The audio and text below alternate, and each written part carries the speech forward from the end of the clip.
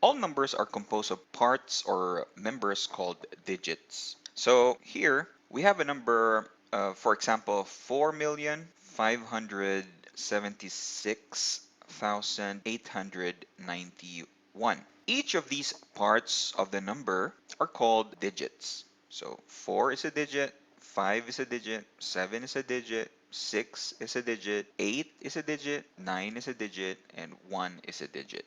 So all these parts compose a number, and each of these parts are called digits. Now, in a number, the digits are arranged in a certain order based on its position. The digit's position is called its place. So for our number 4,576,891, the digits 1, 9, 8, 6, and so on are arranged in terms of their order, like ones, tens, hundreds, thousands, and so on. The place of the digit is important because it tells us the value of a particular digit. So again, for our number 4,576,891, the digit 9, this one, the digit 9, being located at the tens place, tells us its value, which is 9 tenths.